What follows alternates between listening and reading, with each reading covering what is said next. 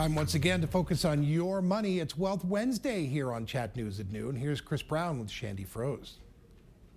Thanks, Dan, and thank you, Shandie, for joining us again for another edition of TD Wealth. Absolutely. Thank you for having me. So it is the new year, and New Year's means resolutions for a lot of people. Sometimes it's, fitness, better healthy eating, something like that. Financial resolutions is another big thing for people. So what does that mean for people coming into the new year? Yeah, you bet. So the new year is a great time to reflect on your financial health and your well-being and recommit to that. And so, of course, anybody that's ever set a New Year's resolution probably knows just how easy it can be to revert to our old habits.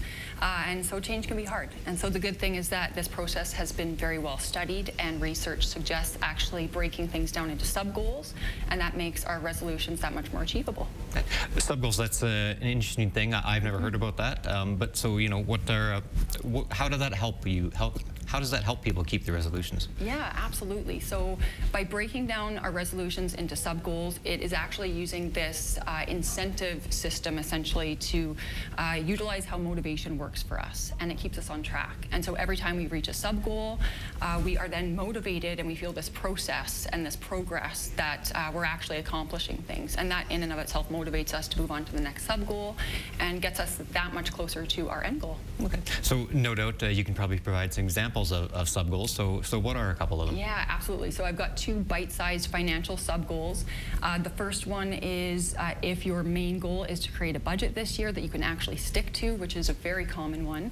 A financial sub-goal would be to simply review your grocery bill for 30 minutes. And so quite easy, a lot less intimidating than revamping your entire budget.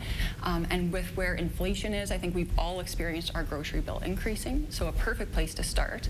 And that can be looking for discretionary items that maybe we don't necessarily need, or even looking at maybe switching out the national brand to the more store brand to save some money there.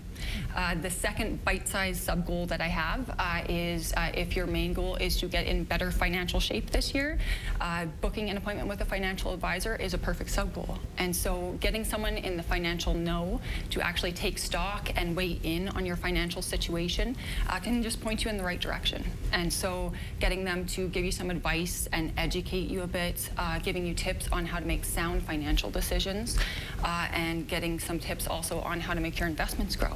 And so regardless of if your New Year's resolution is financial or otherwise, I highly recommend breaking them down into sub-goals, stay motivated, and make those goals this year and keep those resolutions. Thank you very much. That's a lot for people to think about on their way to financial health. Yeah, absolutely. Thank you so much. Thanks.